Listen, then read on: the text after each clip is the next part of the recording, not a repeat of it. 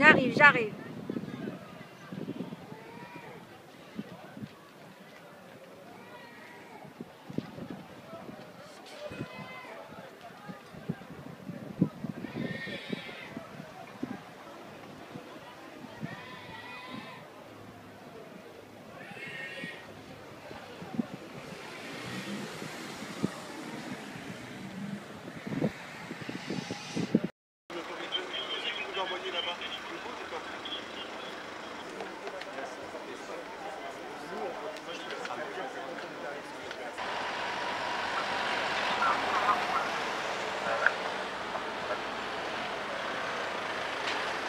Toute la colonne entière.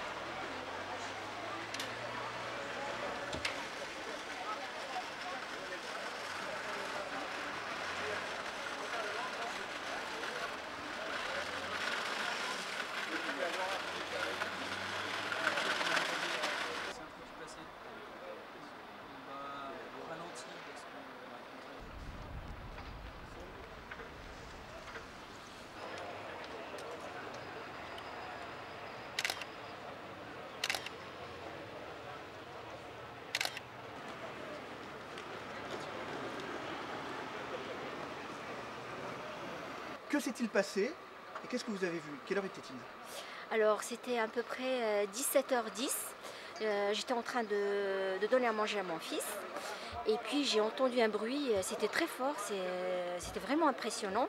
Et vite fait, je suis sortie sur la terrasse et j'ai vu juste c'était comme de la poussière, c'était pas de la fumée. Mais c'était vraiment impressionnant. Le bruit était très très fort. Ah oui, vous m'avez dit le tout à l'heure choc. que ça fait vibrer vos vitres. Oui. Parce qu'en fait, votre terrasse donne directement derrière vous, ce que l'on peut voir, Oui. donne sur la gare. Oui, tout à fait. Tout à fait. C'était un bruit très fort. Et vous avez immédiatement compris qu'il s'agissait d'un accident de train? Non, j'ai rien compris. Sur le moment, j'ai rien compris parce qu'il y avait un train, un RER qui cache. Donc je ne pouvais pas voir ce qui s'est passé. Mais après, j'ai compris. Quand j'ai vu, il y a un wagon là-bas, si vous voyez bien, oui, quand l'on voit là-bas, il est un peu. C'est comme s'il est. Surélevé? Voilà, surélevé sur l'autre wagon. C'est là où j'ai compris que c'était un accident de ferroviaire.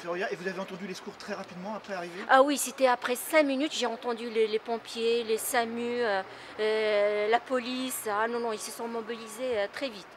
Vous avez eu peur? Ah oui, ça m'a ému, voilà.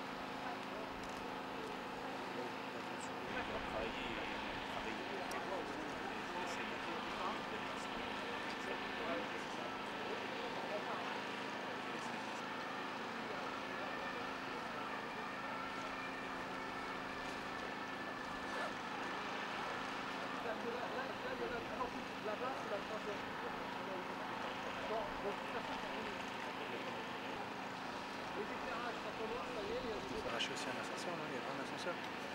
Non, justement, il y a de ce côté-là, il n'y en a pas d'ascenseur.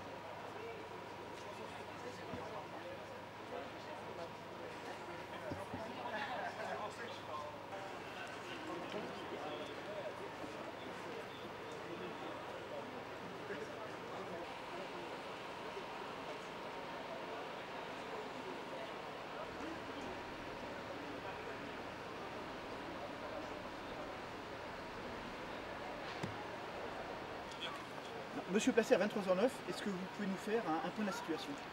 La situation elle est dramatique.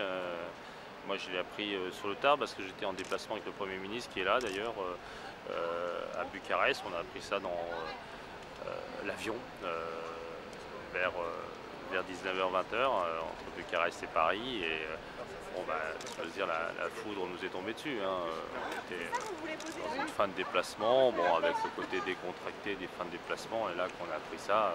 Et moi je suis, bien sûr, alors moi je devais aller au Sénat parce qu'il y avait un débat ce soir. Je pense que les collègues ne m'en voudront pas. Je suis passé rapidement expliquer que je ne pouvais pas intervenir, je suis arrivé tout de suite. C'est mon département, j'ai été conseiller municipal aux Ulysses, dans une commune juste à côté, et c'est très dur parce que c'est chez... Bon, bien sûr, c'est bête ce que je vais vous dire, mais c'est chez nous, quoi. Et puis Paris-Limoges, enfin, voilà, les amis de Paris, Paris-Limoges, donc tout de suite on s'inquiète, et puis bon, ça c'est le citoyen, l'homme, et puis le responsable politique, il pense aussi aux victimes, aux morts. Justement, à cette heure, est-ce que vous avez un bilan provisoire ou définitif? Non, parce que c'est ce qui est beaucoup dit dans la presse, ça ressemble à ça, mais c'est l'autorité judiciaire qui a les données. Vous comprenez bien qu'avec des sujets comme ça, on ne joue pas. Donc, les secours travaillent toujours à l'instant où nous parlons? Là, je crois que c'est assez consolidé. Enfin, c'est le site, j'étais avec Jean-Marc Ayrault. C'est incroyable, c'est vraiment très, très fort. Le déraillement, Vous avez pu rencontrer des victimes ou des familles de victimes? très violent. Non, je crois que tout le monde, j'espère, on s'est occupé, la puissance publique, d'ailleurs l'État, heureusement, le conseil général, le président du conseil général est là aussi, Jérôme Gage, les services de pompiers, enfin on a la chance de voir, regardez, tout le monde travaille, d'avoir encore un État, les collectivités locales qui sont là pour la solidarité, pour s'occuper de ceux qui restent. Et dans les jours qui viennent, ça sera ça le principal sujet, c'est la solidarité nationale et la solidarité départementale pour nous, chez nous dans l'Essonne. Et à l'instant où nous parlons, nous n'avons pas d'idée de ce qui a pu se passer. Moi, je n'en sais pas plus. Je vous dis, il y a une enquête, 3 enquêtes. Le président de la République est venu tout à l'heure, l'a dit. Et ces enquêtes-là diront les choses. Il serait complètement inconséquent et irresponsable de conjecturer dans ce drame. Et c'est ce temps qui doit être celui du recueillement à essayer chacun de raconter une histoire. Voilà.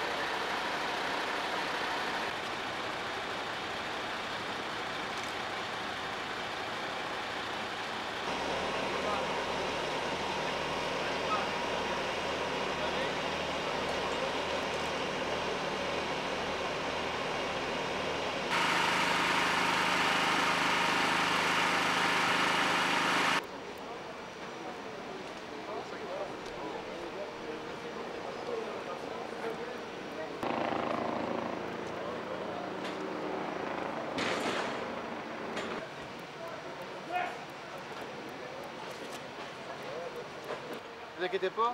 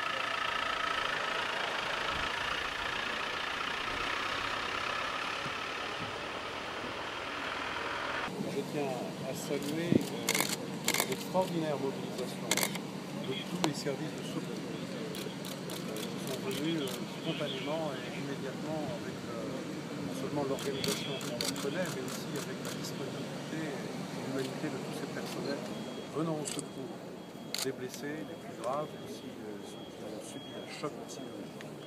Je tiens à exprimer mes condoléances avec les familles des victimes. Ma solidarité avec tous ceux qui aujourd'hui se battent pour réussir à sortir de leurs blessures.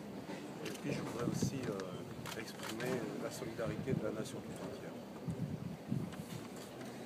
Les cheminots sont là et tous sont venus spontanément, même s'ils n'étaient pas de service, même des retraités de la SNCF, pour offrir leur pompe. Je tiens à leur adresser un chaleureux soutien.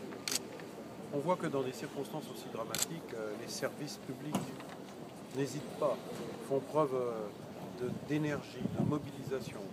On l'a vu encore ces derniers jours dans le sud-ouest. Je tiens donc à saluer aussi les services publics, tous les services publics, y compris les collectivités territoriales, de la mairie, du département, de la région. En ce qui concerne les informations, la SNCF a mis en place, le ministre des Transports l'a indiqué déjà, un numéro vert pour informer les familles. Et dans les gares où devaient arriver les passagers de la ligne Paris-Orléans, Limoges-Toulouse, une cellule psychologique a également été installée.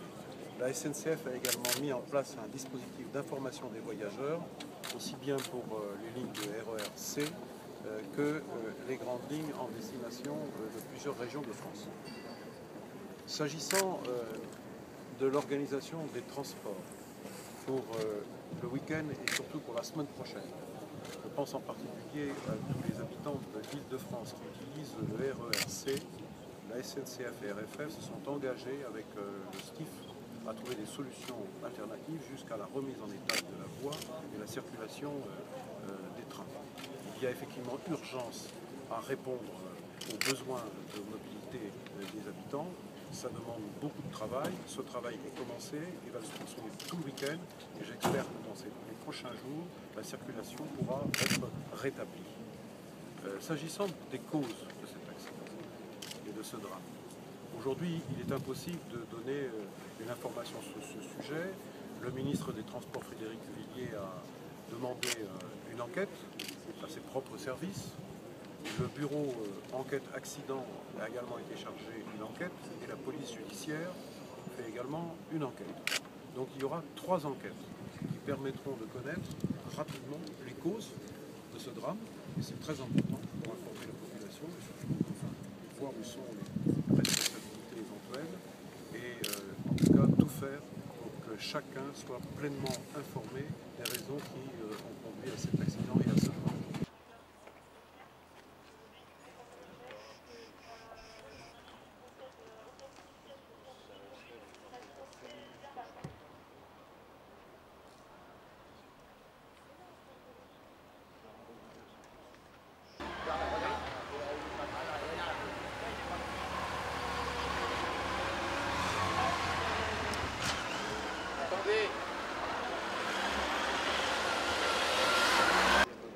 Mais nous n'avons pas d'éléments explicatifs qui puissent aujourd'hui, à cet instant, nous permettre de privilégier tel ou tel scénario. Il n'y a pas de constatation visuelle qui ont pu être faites sur la casse de quelque chose on parlait de l'aiguillage, Non, pas à ma connaissance, et quoi qu'il en soit, le procureur de la République interviendra vraisemblablement demain.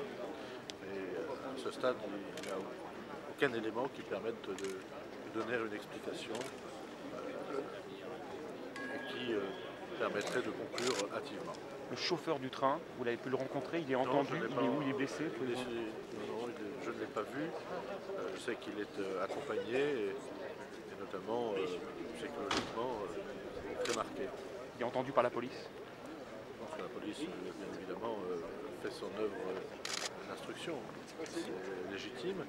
Il y a un certain nombre de témoignages, chauffeurs, et un certain nombre de personnes qui ont été témoins. Qu'est-ce qu'il dit, le chauffeur, justement?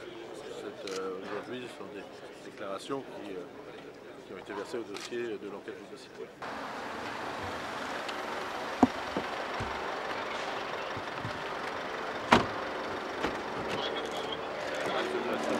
Tiens, voilà, toi. Aller vers la... Le Premier ministre vient de partir. Oui, il y a plus exactement la moitié du train, parce qu'il a été coupé en deux. Oui, mais je sais que c'était en Oui, je sais qu'on était dans le... Alors, revenir, on peut... Oui, mais c'était...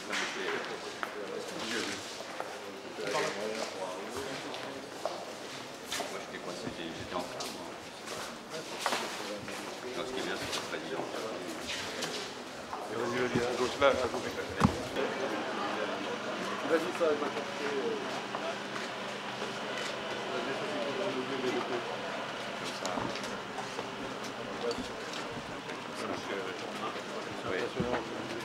On voit pas bien.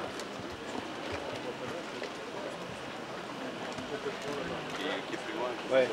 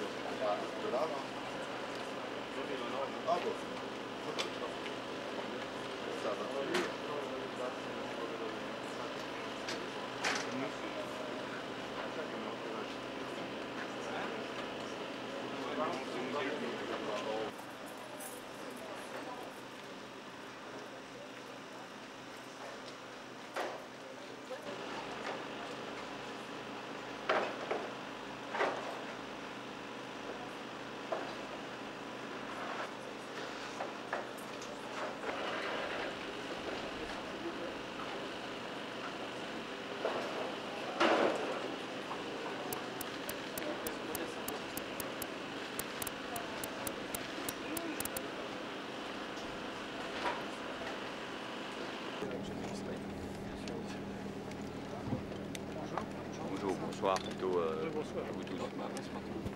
Mesdames et messieurs, pas de déclaration particulière à faire. Le président de la République, le Premier ministre, le ministre des Transports, Frédéric Cuvillier, Marisol Touraine, ministre de la Santé, le président de la SNCF, se sont tout au long de cette fin de journée, de cette soirée exprimés. Je le fais à mon tour pour exprimer ma compassion à l'égard des victimes, à l'égard des personnes décédées, des blessés graves, de toutes les victimes et de tous ceux qui ont été profondément choqués par cette tragédie. J'étais moi-même à Nîmes cette fin de journée. J'ai suivi évidemment l'engagement de toutes les forces de la sécurité civile, des sapeurs-pompiers de l'Essonne, mais de bien d'autres départements, des services de santé, des associations, des élus présents. Vous savez, je suis un élu de ce département et le président du conseil général, le député, le maire de la ville, Bernard Decaux, était présent. Je suis venu tout simplement constater, comme vous, l'étendue de ce drame, de ce désastre. Il y a encore un travail très important qui est en train d'être réalisé sur les lieux de l'accident, qui va durer encore de nombreuses heures, toute la nuit et sans doute une grande partie de la journée de demain pour désincarcérer encore des victimes, en espérant que le bilan ne s'alourdisse pas. Il faut être prudent à ce stade de la nuit. Je suis venu évidemment pour saluer encore une fois tous ceux qui ont accompli ce travail de soutien, d'aide, d'intervention, de solidarité, comme l'a souligné le chef de l'État à l'occasion de cette tragédie. L'heure n'est plus au mot, mais au travail et à la solidarité à l'égard des victimes. Merci. Un mot sur les hypothèses éventuellement les causes, les raisons de... Non, à ce stade, moi j'ai en charge la sécurité. Les forces de l'ordre sont aussi présentes ici pour préserver, pour garder, pour sécuriser ce périmètre. J'ai en charge la sécurité civile. Je serai de nouveau demain dans le Gard, parce qu'il y a des enjeux très importants dans ce domaine-là. Il y a des enquêtes, la police judiciaire est sur place, et puis il y a des enquêtes qui seront longues, minutieuses.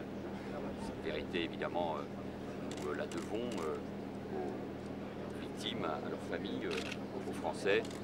Je crois qu'il faut être prudent. J'ai vu et lu beaucoup d'hypothèses.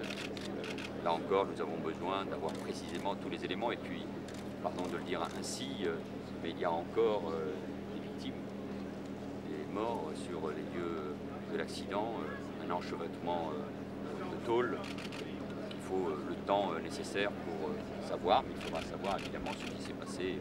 Et mon collègue Frédéric Cuvillier va suivre ça avec évidemment beaucoup d'attention. On peut avoir des nouvelles du chauffeur du train. Est-ce qu'on sait dans quel état il est, où il est entendu par la police? Guillaume Pépi m'a dit qu'il était profondément choqué et il sera évidemment entendu. Merci beaucoup. Merci.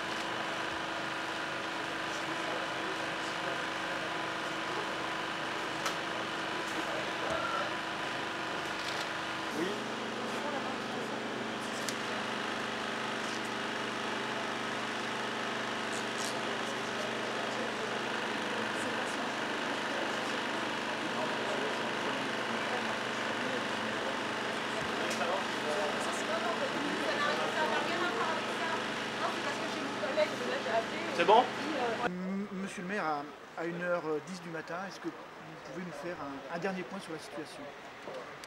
Bah écoutez, oui, enfin la situation, le bilan est ce qu'il est, c'est-à-dire... Pas définitif. Pas définitif. On a dénombré 6 personnes décédées, 8 blessés particulièrement graves, dont un dont le pronostic vital était engagé.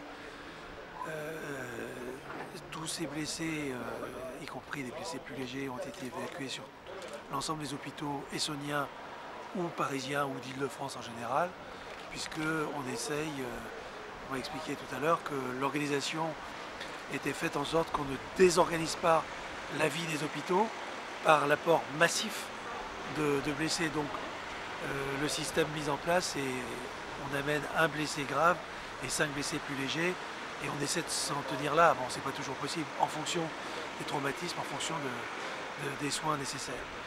C'est ce qui a été fait. Moi je crois qu'on peut dire que les secours sont venus vraiment très très rapidement, ont été de beaucoup d'endroits. De tout le département, et ensuite certainement que certains départements voisins ont été appelés en renfort. Moi je suis arrivé 10 minutes après l'accident. Il y avait déjà énormément de moyens de secours en place, ce qui est quand même la meilleure façon de traiter les blessés. Alors le ministre nous disait il y a quelques minutes qu'il y avait probablement encore des gens coincés dans l'enchevêtrement de tôle. Vous partagez cette information? On craignait, on craint toujours un peu à l'heure actuelle que des victimes puissent avoir été non identifiées et soient coincées dans les débris. Mais on a un petit espoir, puisque apparemment le passage des chiens, il n'y a pas très longtemps maintenant, il doit y avoir 3 quarts d'heure, 1 heure, n'a pas laissé sous-entendre qu'il pourrait y avoir d'autres victimes, mais encore faut-il que les wagons soient complètement désincarcérés et qu'on vérifie complètement qu'il n'y ait pas d'autres victimes. Pour finir, on a une information qui nous indique que des moyens très lourds vont arriver dans le courant de la nuit pour commencer à dégager les wagons. Vous avez plus de précision? Je crois que c'est ce qui est prévu, parce que bon, après il faut que le trafic, bien sûr, reprenne à un moment ou à un autre. Donc on parle de 3 jours au moins de difficultés. Un délai avant la réouverture. Mais effectivement, il faut que les rames, les wagons accidentés soient dégagés, et ensuite que les travaux de caténaires qui ont énormément souffert soient remis en état. Les rails certainement aussi, le quai et le toit de la gare également. Enfin, il y a un certain nombre de travaux, mais toute la SNCF est mobilisée nuit et jour pour les prochaines 48, 72, 96 heures. Et pour votre mairie aussi, je suppose qu'il va falloir organiser le déplacement de tous les gens, de tous les citoyens qui prennent habituellement le train. Il va y avoir un service de bus, je suppose. Tout ça va s'organiser, alors avec... alors c'est pas forcément la ville elle seule, parce qu'on n'a pas les moyens en autocar notamment disponibles, mais le Conseil général notamment a mis à disposition ce soir, je crois, une quarantaine ou une cinquantaine de cars. Bon, là, en fonction des besoins exprimés par la SNCF, les choses vont s'organiser dès demain matin et par la suite.